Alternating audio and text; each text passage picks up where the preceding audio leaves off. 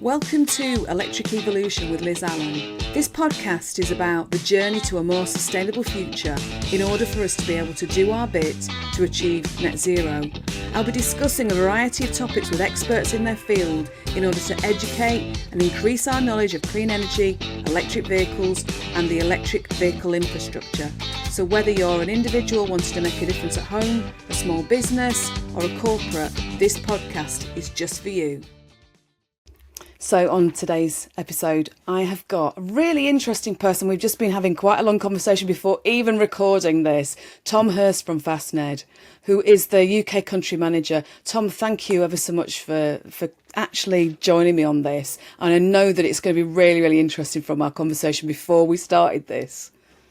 Oh, no, thank you so much for having me on. It's great to be here.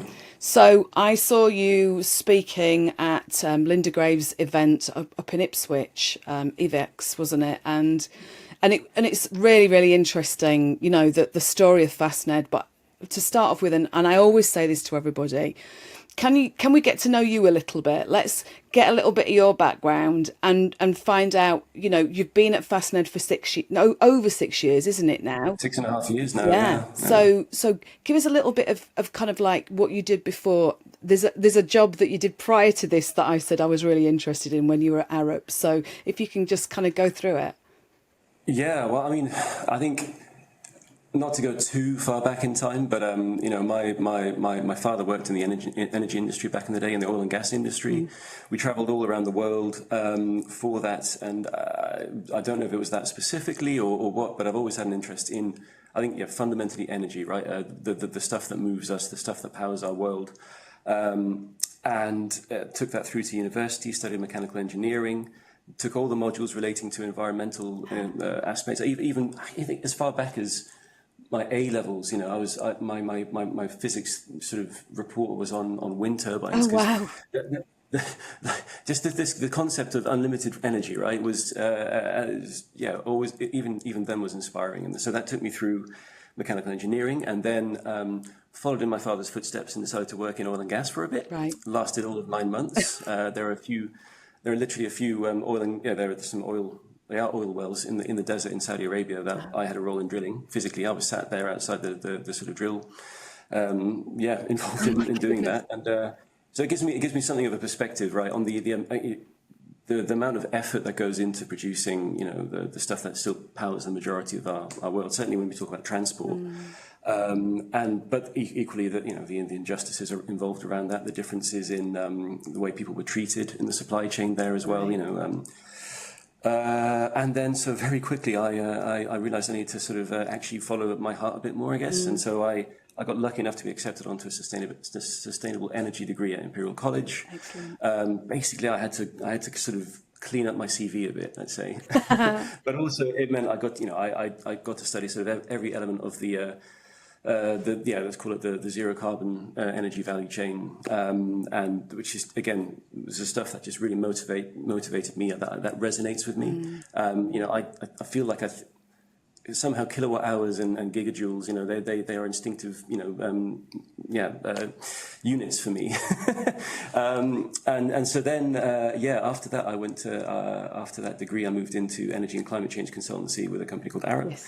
So they're a big engineering consultancy firm, or engineering firm, basically, operating all around the world. And I was involved in, advisory services for you know, local governments, cities, national governments, on everything from, you know, low carbon heat through to general, you know, overarching emission strategy and emissions reduction strategy. So work for London, work for the Scottish government, you know, work for Siemens, some really, really interesting actors in that space. But so I think I did I should know this, from 2011 to 2017.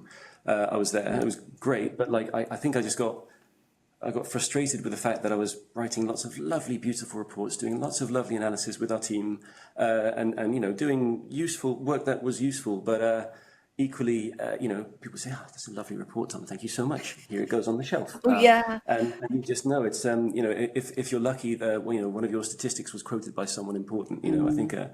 Early on, we had one number that was quoted by Bill Clinton and Michael Bloomberg, and that was everything for us. But I bet. at the same time, that side of it, the sort of, the support and the advocacy there, it just wasn't, I didn't feel like I was really doing enough. And then so I just happened to see on LinkedIn that this company called Fastned was hiring for starting things up in the UK. And I sent my CV in a simple covering letter, and here I am 6.5 years later. Working at this company. So it's been an adventure. I love it. I love it. So can you give me a little bit and everybody a little bit of background? Because I did a bit of digging, a little bit of research into Fastned, and I was really, I love being a bit of a geek like this and finding these things out. But can you give us a little bit of background about Fastned? So it was founded in 2012, was it? Yep, absolutely right. So. I'll try and tell the potted history, but our co-founders are Michiel Langezaal and Bart Lubbers. Bart is, a serial entrepreneur, but also the son of a former prime minister of the Netherlands. So had a particular attitude and a particular way of thinking about the world, and was always interested. I mean, I think his father, the prime minister, had the country's first electric vehicle back in the 90s or the early thousands, for example, which was a retrofitted Volvo. Oh my God. Which I think had a range of 20 miles or something. Oh, wow. He used to have to stop at random farmers' houses and sort of plug in and sit there, have a coffee with them for 3 hours or 4 hours or 5 hours. Trickle charging. Yeah. That was a certain aspect of it. And then our other co-founder Michiel, who's currently our CEO, had been working at a company called Epion, manufacturing some of the world's first proper rapid chargers, so 50 kilowatt chargers. Epion was invested in by Bart and his family fund, so that the two got to know each other. Epion was then sold on to ABB, the global conglomerate with a leading position in charging amongst. I think there's a device made and sold by ABB in every single room in the world. I think there's a statistic like that.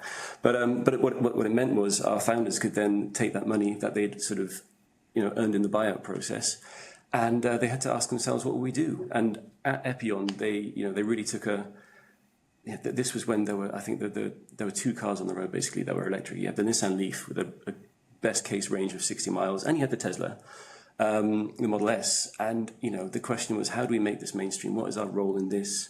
What steps can we take to drive the uptake in clean mobility? And so I think that again, not to put words in their mouths, but it was a case of, we want to provide freedom for these drivers, and how do you do that today? You put super fast charging in the right locations that enable you to do that. So, in summary, they secured, by petitioning the government, the rights to build to build charging infrastructure on all the Dutch motorways and on most of the Dutch service areas. And having secured those rights, they really took the time then to think about, what does the EV driver need? How do we communicate that this is a viable option and a viable alternative to you, to switch from your cozy petrol and diesel life, to the sustainable option? And how do we deal with the chicken and egg problem, basically? And a core part of that, since day one, has been building, not just plopping down a charger here or there or behind the bins, that kind of thing, but really, really just thinking, the petrol station experience, but for electric vehicles. Yeah. So our stations were all drive-through. You drive in, you park up alongside a charger. It doesn't matter where your charge port might be, for example. You can just plug it in comfortably and easily. You're underneath the solar canopy, and since the very first day, our stations have had these lovely solar canopies in there with full, sustainable timber, that's just that's been our basic principle since then. So even myself, the amazing thing with these canopies, which clearly, like I was saying before, I should have had a picture hanging showing the canopy, just got half of our logo. But they do so many things, right? They communicate to existing EV drivers that we take them seriously. They keep you dry. They protect you from the sun.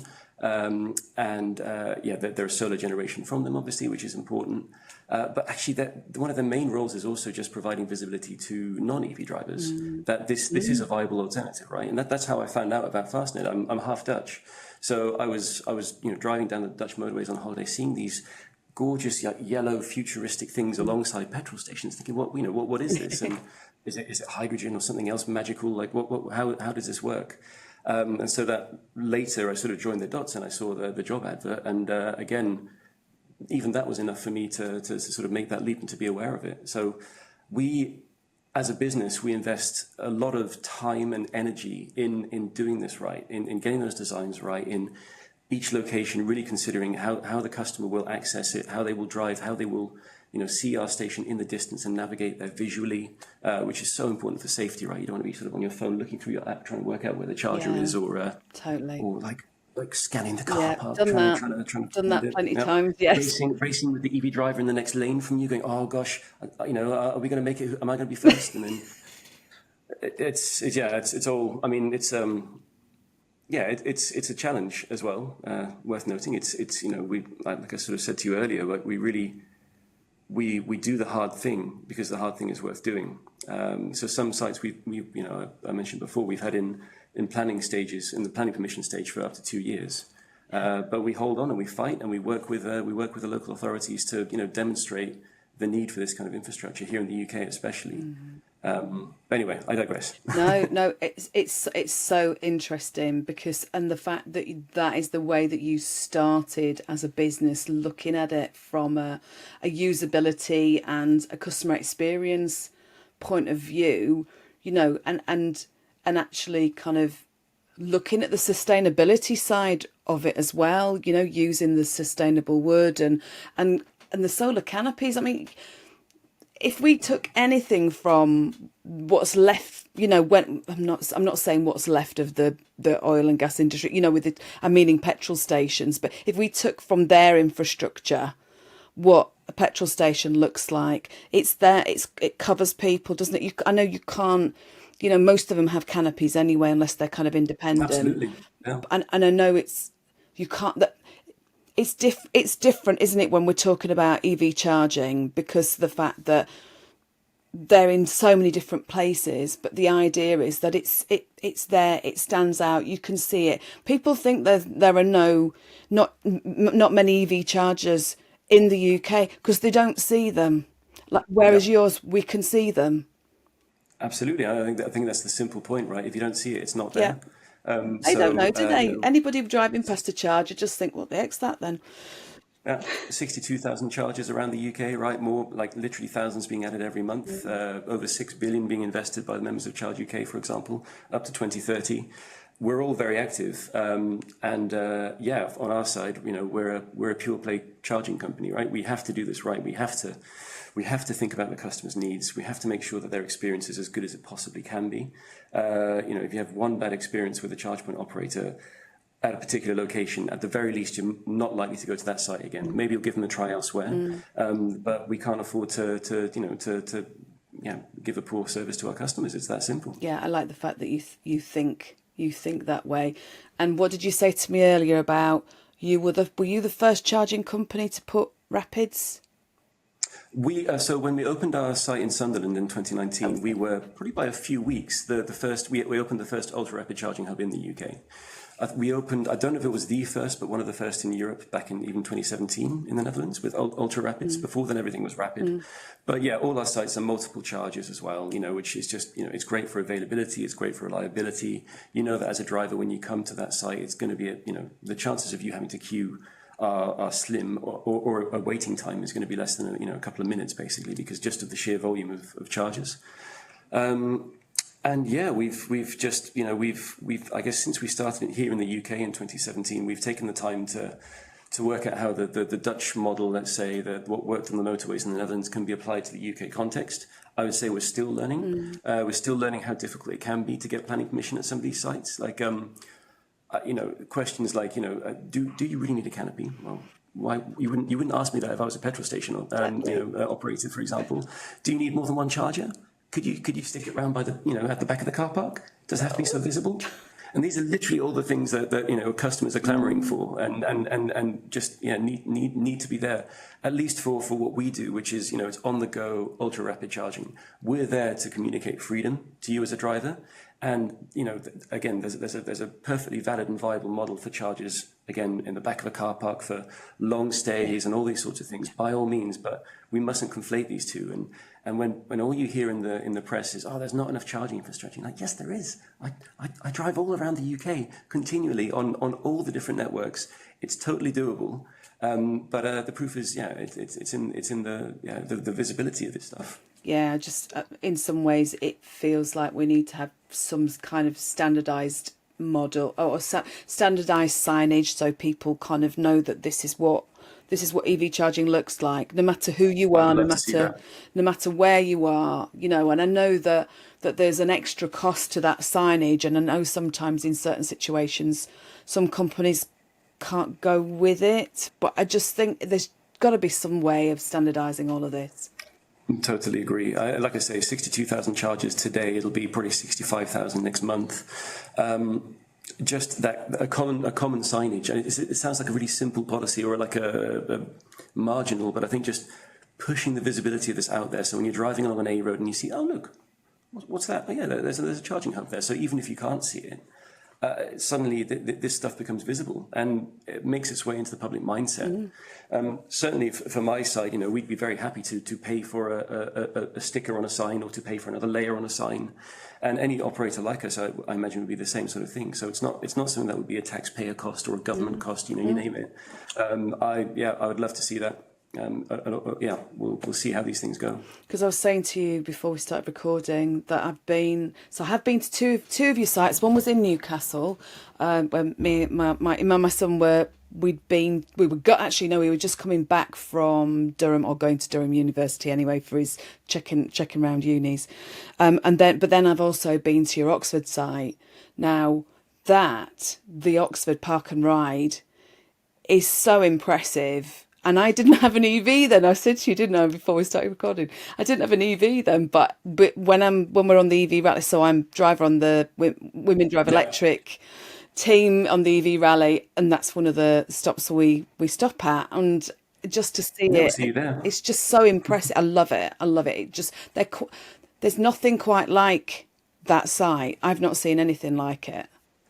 Well, there's going to be a lot more coming soon. We'll be opening, well, actually, not with the canopy, annoyingly, but we're opening a site just off the A1 at Newton Aycliffe later this month. We're opening up in just in Fife. And then towards the end of the year, the next big batch of canopy sites starts to arrive. And then next year, we've got the big drive-through sites with the full canopy. And that's a whole nother level. I mean, an issue you have on the motorways right now is, if you're driving an electric car with a caravan, you can't unhitch that caravan on the service area for insurance reasons. You can't use the charging network. It's a real, it's a pain point. Our drive-through stations are designed so that you can just rock up in your car in whatever orientation works for you. And instantly, you know, it's another value add there and another element of freedom that we're providing to people. Yeah.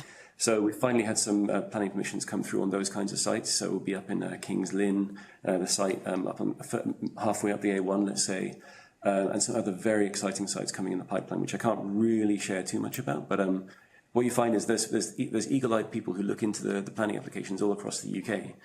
They know. Actually, the two I can mention are in Northern Ireland. So Banbridge, between basically on the A1 between Belfast and Dublin, we'll be opening a 12-charger drive-through hub right on the motorway. Excellent.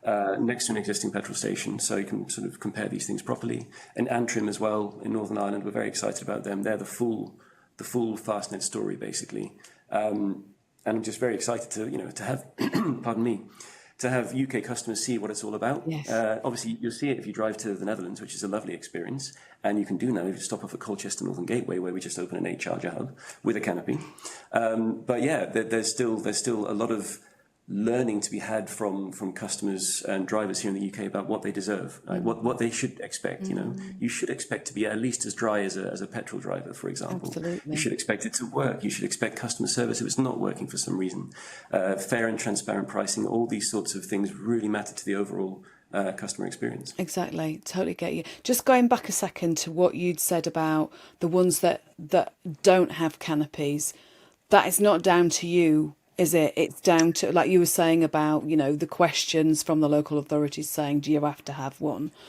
So any of the canopy sites any of the sites that don't have canopies, that'll be down to that, whoever that landowner is. So it's not always going to be down to the local authority. It might be down to the landowner. It might be down to the businesses that are our neighbours, for example. It really depends. But what that's meant is, we've to an extent anyway, we're not focusing on sites where we're co-located on a car park, for example. 'Cause there's too many stakeholders involved, and obviously there's not enough space for what we really look at.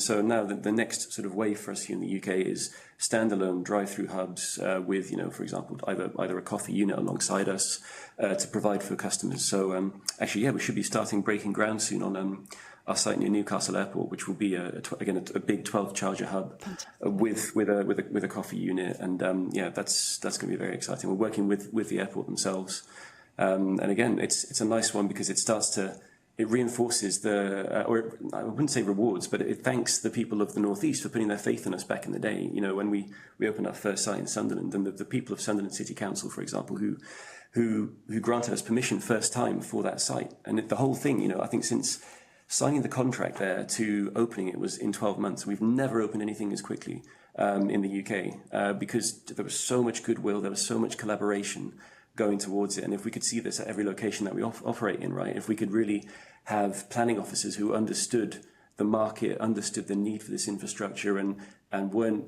as skeptical, I guess, as they are today, I mean, it would be a huge impact. And it's obviously it's not just us, right? But there's a very active charging industry that's all trying to, take things to the next level to roll this infrastructure out, because it's a self-reinforcing virtuous cycle, right? More provision of charging, more visibility of charging. People are then more confident to get into an EV in the first place. Equals more business, equals more investment. Anyway, then these chickens start laying eggs all the time, and it's great. And it's about, I wrote a newsletter on LinkedIn, shared it on LinkedIn fairly recently about the tipping point for electric vehicles themselves. And at some point we're going to get to a place where there will be people who or the general public will know somebody, whether it's a friend, a colleague, auntie, uncle, kind of mum, dad, whoever it is who has an EV who can speak up for the positive side of it. It's not perfect. Nothing's perfect, and the infrastructure isn't perfect yet, but nothing ever is it? Do you know what I mean? And over time, this stuff will improve, increase in numbers. And again, I think it just feels like we need to get to that point. And once we get to that point, all of the negative media that's been and this is probably even local authorities and private landowners, and they'll be all reading all this rubbish as well. And exactly. Absolutely. It's about educating, and maybe I'm not trying to say educating in a patronising way. I just mean educating them in what the truth is, because they don't always, a lot of the time, they don't get to hear the truth. Yeah, totally agree. I totally agree. But look, I tell you what I want to talk about as well. You put a post out on LinkedIn fairly recently, and we were talking about this beforehand, and I think this is a fantastic idea about the fact that you were looking for independent petrol stations who want to move forward and actually start using their sites for EV charging. How much response did you get from that, and how easy do you think it's going to be? Because to me, it's a fantastic idea. Yeah, so it's an area that's seen growing interest. Probably for the last 3 or 4 years or so, we've spoken to various sort of scales of independent forecourt operators. So, the local family businesses, the small entrepreneurs, the independents with a bigger footprint. And they've always got this, this question of like, how do I make that leap, and what do I do with the contamination in the land? Yes. That is an investment alone, even because our businesses, we'll invest in the charging, right? We'll invest in the infrastructure upgrades, we'll invest in the grid connection, for example, but they're still worried about the fact that the land underneath their petrol station is without fail really contaminated with hydrocarbons and waste. Yes. And it can be an expensive process to remediate it. So the simple message of our Clean Start campaign is we'll take care of that remediation for you in exchange for working in partnership with us. So we'll invest we'll spend up to £250,000 for in situ remediation of the soil there at that site. And depending on the actual sort of the existing petrol station itself, we'll either retain the existing canopy and rebrand it, with only charging, obviously, or we might have to replace it with something that is actually fit for the modern EVs in terms of spaces and clearances and accessibility and all those sorts of things. But yeah, it's a great offer, right? At the moment, we're until the next survey, we're we have the best customer service of any en route charging company, according to the users of ZapMap. You get to work with a market leader. You get to work with people who've been doing this since the advent of rapid charging. And people like us who really care and invest our, like I say, our time and energy into every individual location. It's not a cookie cutter approach, despite the fact that our canopies are modular. Every little, nuance of a location in terms of traffic access and egress and on-site maneuverability and swept path analysis and all these sorts of things we do in-house because we just got to get it right. And every small decisions that you make can impact, overall user experience. So you get us doing that. If for some reason after our lease is up, you don't want to work with Fastned anymore, which I hope won't be the case, because I think we're actually nice people to work with. We practice what we preach. We're just literally motivated, mission-driven individuals here at Fastned as a team. But then, so you've got this lovely grid connection, which enables you to, by all means, do your own thing with charging in the future. You've got land that's then decontaminated, so if you want to do some housing redevelopment, for example, as some people do, if you want to do other commercial redevelopment, you can do that as well. So the aim is to just take away this risk and leave like a direct benefit. On top of that, then you have the opportunity to still, this is something that we want from our retail partners, is they can, develop or further invest in what they do best, which is selling, other services to their customers. So, nicer coffee, things that have a slightly longer dwell time, for example, better snacks, other services. Interesting, they won't sell any oil anymore because that's basically not needed for EVs, but they'll sell a lot of wiper fluid, and the vacuum bays and the air will be well used. But it's a new retail opportunity, and we're just looking for entrepreneurs and like-minded individuals that are willing to take a risk and get involved in this next stage of the transition, right? Because unlike liquid fuels, which you can just deliver to any location, any petrol station, anywhere. It's not quite the same with grids. You've got to be in it to win it, and we definitely hear quite a lot. So when you speak to forecourt operators, they do hear EV is on their mind. It's absolutely on the mind of a very, very high percentage of individuals. But what they also seem to think, or they believe, is that they can just wait a bit, and then maybe 10 years from now they'll just we'll just convert to electric. Yeah. And knowing how hard it is to convert or even build electric from scratch today. With what is actually still a relatively accessible grid with a good amount of sort of localized power availability, for example. I think that there's going to be a rude awakening for people who do choose to wait that long. So inherently we're keen to work with like-minded people who are willing to make that move. So I was going to say, if we look back at what they had to do when they were setting up as independent petrol stations, then that can't have been overnight, surely, because you've actually got all I don't know what happens underground with, because obviously it's built in, isn't it? But yep, there are tanks in there. Yeah, absolutely. So I suppose that we'll be ripping them out. that must take a lot of putting in, but probably a heck of a lot taking out as well. Yep, no, that's why we're putting this money forward to allow that. So don't want to leave those tanks in the ground. So how long does it? I don't know whether you know. How long does it actually take to decontaminate a petrol site then? So there are other experts on these topics who maybe I can recommend that you speak to as part of a future podcast. I'm definitely not a sector expert, but in short, you can choose to basically dig up all that dirt and decontaminate it off-site, or we can try and do something more on-site using clever bacteria and other microbes, which is, I know, super exciting. So I look forward to the first sort of sites going live that we can probably start talking about, or into that process. But it's really cool science. It's really cool. I love it. I love the fact that you're actually doing this because for those who you can open their eyes to the fact that we're moving forwards here. This is what the future looks like, and this is what your site's going to look like. Then if they start, it's about believing in this, isn't it? Getting them to believe in what you're doing. Yeah, and I think it's definitely true that that industry, right, the sort of independent forecourt operators, once they see, one of their colleagues, one of their, similar businesses, making this jump, they'll trust it. And it's finding the right few to help us tell that story. It will be, whether it's with people like Fastned or with other operators, there'll be a real sea change. So right now what we're doing is we're building alongside existing petrol stations. We've got quite a few exciting sites coming where we're either working with independent retailers to build alongside them. But what I'm really looking forward to is the sites where we can just effectively, every 5 years it's quite common for an independent to rebadge with a different petrol provider. Yeah. This time, Fastned. Just charging. But we'll see. Watch this space, I would say. We'll when we can share more, we will. Brilliant. I love it. Honestly, like I say, definitely the way forward. I want to see a lot of this happening.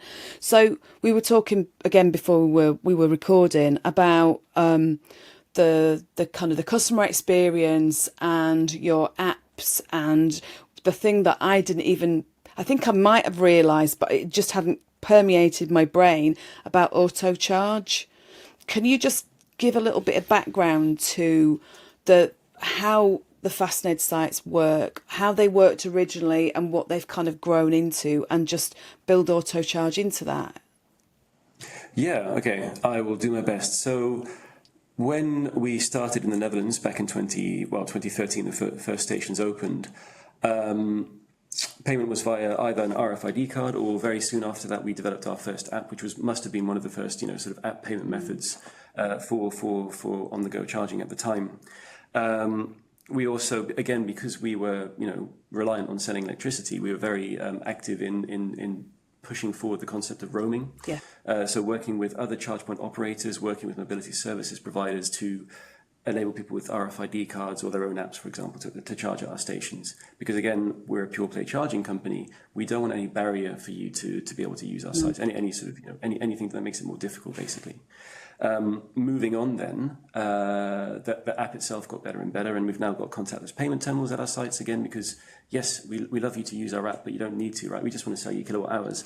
So for the same price, you can use your bank card. But what happened in 2017 was, again,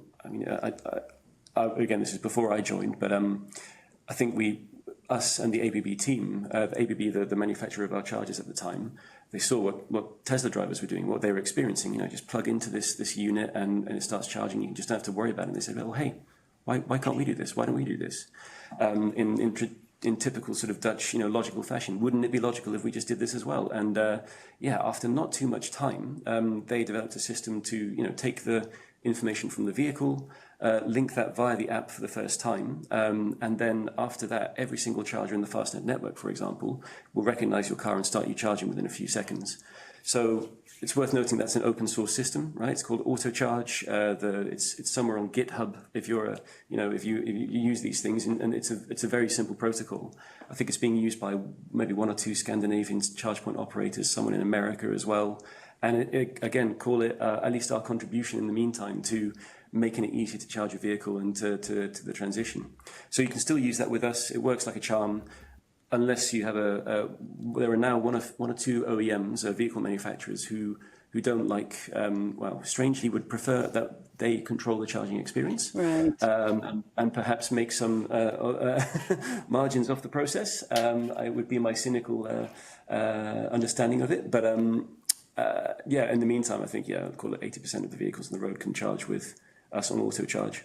The mission is just to make it simple, make it easy, make you not have to worry about it. So right, okay, just going back to what you're just saying about, so were all EVs should have been able to take auto charge? It comes down to the communication protocols with the CCS system. For example, the Shademo system wouldn't allow it. So Nissan Leafs couldn't and still can't use it. Okay. But again, that's just a difference in protocol. I think as you've got the Nissan Ariya, for example, it uses CCS. It's, as far as I'm aware, able to use auto charge. And everything is everything is now CCS for passenger cars, which is the common plug that people will now recognise for DC charging, for rapid and ultra rapid charging. I was going to say, because there are probably at some point, I'm hoping at some point there'll be people who are new to this. So it's good that you're explaining all of this. trying. Yes. So for the CHAdeMO users, I'm assuming they can still use the app then to charge. Absolutely. Yes. They can use the app, they can use their bank card or an RFID card. So we do, at this point, I think we roam with about 70 different mobility services providers across Europe. So I think the numbers, grow every day, but I think about somewhere between 3 and 5 million EV drivers can use our stations here in the UK, across Europe, which, again, is a very logical way of going about things. We didn't set out to build a sort of a walled garden. For us, it's always been about just bringing in as many people as possible, getting them to use our stuff, and finding actually the added value that we offer, and the trust and the experience that we bring, and that's what keeps you coming back. Absolutely, and I think the things that you think of and the way that you think of things as Fastned and yourself is it's really forward thinking in the way that I wouldn't say everybody thinks the same way as you about the customer experience. It's great that you're thinking customer first. Yeah, it sounds cheesy, but I don't think there are many decisions made in Fastned that are not made from the perspective of customer experience. For our business, the mission is to grow to profitability, but we don't do so by trying to maximize, margins off of charging too high or whatever it might be. That's a really simplistic description, but no, we want just people to use our sites, and that drives volume, and we operate efficiently.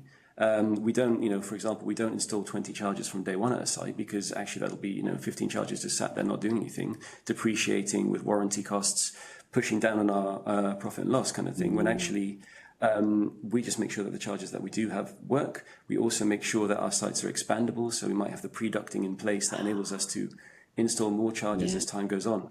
And what you see then is our sort of growth curve is still perfectly in line or in advance of the EV uptake curve, but our expenditure is much more closely managed at that point. So it's about future-proofing for us. Yes, yeah, absolutely. And kind of, we talked before, didn't we, about the fact that some of your sites don't have contactless, but you're kind of going around retrofitting the ones that aren't contactless. Do you think there will be, once, I suppose this is a generic question, when all sites have to be contactless in November due to the charging regs, do you think you'll see an increased utilisation? An increased utilisation? I would say it would make sense. We definitely get the feedback from drivers, who've on those older sites that don't have the contactless readers yet. They do say, it was nice, but I would have liked to pay with my bank card. So it would make sense that, it's possible, with certainly shedding some potential customers. But it's about choice, right? If this is what drivers in the UK want, then this is what we're going to provide. But like you say, with regards to auto charge, if you're only having to use your app once and then it recognises, as long as your bank details, I'm assuming, are set up correctly, and you've not got an expired card on it or anything like that, then literally, so next time I go to a charge point that's a Fastned, it'll automatically recognise. Yep. Your Ionic is compatible with it. This much I know. So that's fantastic. Like I say, it's good to. It's good to know that sort of that plug and charge experience or auto charge experience, is available in so many vehicles. Just going back as well a stage. So, and I don't know whether we've mentioned the number of sites and the number of countries you're in. I know we kind of talked a little bit about it. You've got 1,700. Is it 17? Yeah. So 1,700 chargers across 302 locations in 7 countries. Yep. That's pretty good going, isn't it? I know, you said to me earlier that, we've only got 23 sites. Actually, that's still not bad. We're very happy with what we've done, and we're very happy with the pipeline that we've got coming down the line. It sounds cheesy, to say that for us it's quality, not quantity. But again, it's right. Realistically, it is. We just, these sites have to work, and again, we will work hard to make sure that the right thing gets consented and gets built, and we will, we like doing it our way, I guess. But yeah, we've got a target for 1,000 sites across Europe by 2030. So that's what occupies us as a UK team, as a European team, is there because that's the interim goal really. But yeah, one of the great things about working at Fastned is it's such a collaborative business.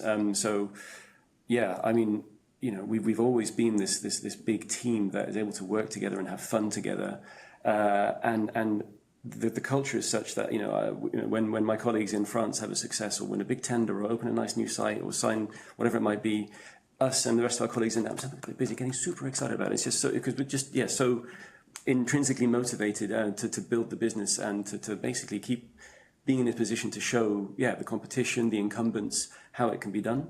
And it's just great knowing that I can pick up the phone to a colleague in Germany, in Cologne, for example, or a colleague in Copenhagen and go, hey, can you help me with this problem? I've got this problem. And likewise, they know that they can do that with me or anyone in the team. And that's, it's something pretty unique. And it's definitely a little part of our secret sauce, I guess. And that's been instilled in the business since, before I came, right? Our co-founders had, other than the sort of broad goal of helping drive the accelerate the transition, they were really about doing this right and doing it and having fun at the same time and working as a team. It's worth noting we're recruiting for a number of roles across Europe. And I would heartily recommend people keep on checking our recruitment pages and our LinkedIn. And by all means, read the section in our website that really describes Fastned culture, because it's something special. And what you hear time and time again when people join us, they're so surprised that it is like we said. Like it actually is a big collegiate team that is welcoming, it's open, it's inclusive, and it just makes it still makes me very proud that we've when I joined, I was employee 25. We're over 300 people, or approaching 300 people now. It still feels like the same company. We're dealing with all kinds of challenges around scaling up a business and being internationalizing in this way, and it still feels like the same business. So it's a testament to the strength of the culture that's been built and developed over these years, and that we kept going through COVID when all of a sudden we were used to seeing each other on a regular basis. All of a sudden the walls came down, obviously, and it's been a great ride. Yeah, and COVID was quite a difficult time for a lot of people. But you've kept going and going. And I tell you, I was going to actually mention about the number of people that you've got employed. And what I really liked about what we were talking about before is, and people who know me know I'm a real continuous improvement geek. But you are.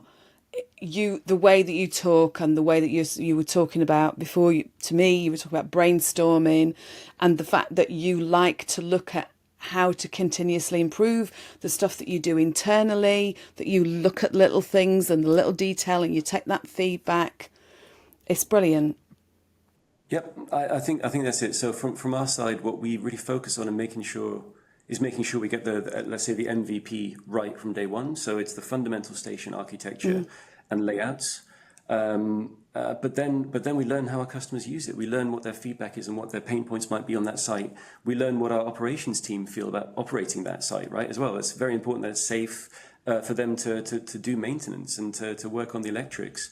And then that means we can fix things on site. We can fix things in stations that are still in construction or about to be designed, for example. And all that learning sort of iterates and feeds through that way.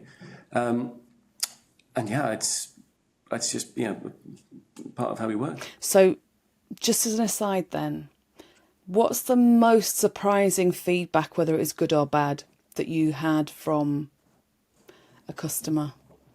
Let me see. I'm going to get my phone out and have a look at a few I didn't want to put you on the spot. I wasn't trying to. I just thought. I think a general thing that still surprises me, and I get these numbers right, like our customer team spend about 40% of their time receiving compliments. And that's good. It boggles the mind, right? Like how many companies, how often do you go out of your way to call up a customer support line and compliment someone? And go, you're really good. Exactly. No, we don't. I never have, never will, but people do, and it's just amazing. So at the very least, for me, that's an absolute testament to the whole story, right? Because the customer experience starts at the design phase, even the site finding phase, and it ends with how these stations are operated, the customer support, the app, the screens, the interfaces, the website, and all of that comes together at that point that you arrive at, when you first sort of see the canopies or the wings in the distance, and then to the moment that you sort of unplug the charger at the end of your session.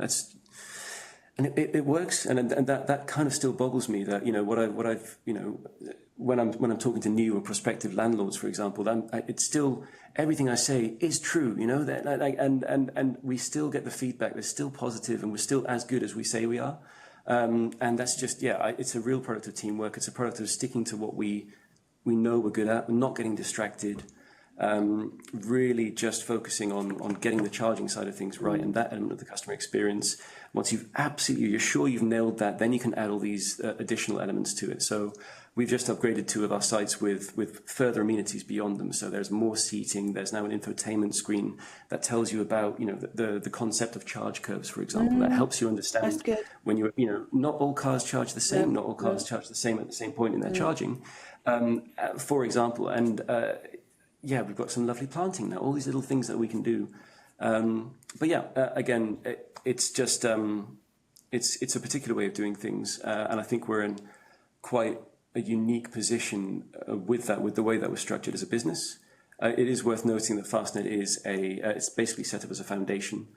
So our chief executive, the rest of our executives, the rest of our business is held to account by our supervisory board, which has to make sure that we act in line with the FAST mission, basically, which is to build, ultra rapid, in sort of translated form, ultra rapid charging on high traffic locations with energy from the sun and the wind, and that's it. And every decision that we make is in line with that basic mission to accelerate the transition to sustainable mobility. And that makes decision making really quite easy. It enables you to decentralize decision making really quite easily, right? To operate with a relatively small team, because is what I'm doing going to make it easier to charge? Is it going to make it more pleasant? Is it going to drive more traffic to this site? And that is then a very efficient way of keeping people in low overhead, a low management overhead, right? What? So those 3. So what's that? That's your mission and vision, or there's just the ethics. The mission is the whole lot, isn't it? Which is to accelerate the transition to sustainable mobility by providing freedom for electric drivers. So that wraps it up. But really, practically speaking, what the board is held to is doing this. We're not in the coffee business. We're not in other sorts of ancillary services to maximize revenue generation potential from a location. All lovely stuff, but it's a challenge just doing the charging right. And if you get distracted, your customers start to notice. Yes. So concentrate on what you're good at. That's for us. So we work with people who are really good at coffee. We locate in places where there are other services for our customers, and then the greenfield sites that we're building as well. Again, we work with partners that we're able to develop the coffee, the toilets, all these other sort of necessities. Basically, obviously, you can't open a greenfield site without basic facilities. But again, that's not the Fastned focus. We have opened our first shop, it's worth noting, in Belgium off the highway there. It's a very, very, very, very cool experience. And we'll be opening a few more in Belgium as well soon, which is a combination of the requirements of that particular concession. But it's proving a very useful learning experience to see how this augments the charging experience, how this can be synergistic is maybe a wrong word, but what the customer feedback loop looks like there. I'm really looking forward to see how this evolves over the next few years for you. In fact, I suppose one of my final questions could be, how do you talked about the sites that you've got in planning. What would you like the future to look like? We've got at the moment the date of recording, we're in a few weeks, not very far away from a general election, are we, in the UK specifically? And it doesn't necessarily have to be UK related, but what would you like to happen over the next weeks, months, just for the EVs, and I mean it's because my desires stretch to all governments everywhere acting in the interests of avoiding an absolute climate catastrophe, and I mean, I support any political party that puts a priority on that and does, takes the sort of the bold action necessary to do this, to stick with a long-term industrial strategy, to stick to their guns, not to pull policies away at short notice and kill whole industries that were forming, for example. It needs long-term thinking, ambition, and again, that's not particularly political, right? These are qualities that can apply to any political party, and we'll see where we go. But my personal mission is to build a network that means I can travel around the UK for free, basically. We're getting there, actually. We might get there sooner than I intended, but that's a midterm goal for myself. That's good. That's good. And actually, what you've just said about, I think it's about removing short-termism from political parties, which isn't. And do you know what? And I've said this on some LinkedIn posts. I never ever saw myself as a political person, but some of the things that have been happening have made me want, kind of just want to tear my hair out. Well, this stuff shouldn't be political, right? It doesn't. It doesn't. The climate crisis doesn't care which way you lean politically. Of course it doesn't, absolutely. And it's what I'd like to see is for it to be thoroughly depoliticized, to be bipartisan, so that we can focus on the bigger social issues that we have alongside this. Yeah, do you know, that's a really good place to end. Actually, I think, I'm kind of, it's not that I'm lost for words. I just don't want to add anything else onto that, because I think that is a point that for those who are watching and listening, I'm sure you'll be agreeing, hopefully. And by the time this is out, we will know who's going to be in there'll be a new government. So yes, we shall see. I don't think we're going to get any changes overnight, no matter where we are. But hopefully over time they start accelerating it, start putting the foot down a little bit, accelerating it forward. A good choice of words. Yeah. I do try. So I tell you what, where's the best place for people to find you? I mean, obviously you get on stage quite a lot. I don't mean in kind of like in a kind of jazz hands type of way, but you are asked and invited to be a speaker quite regularly. Is there anything up and coming that you're going to be speaking at? Not myself, but the team will be at the Move Electric event in London next week, I think it is. I guess that will be in the past by the time this goes out. If you saw us there, great. Love it. We'll obviously be at the Transport and Energy event in, I think it's September, November.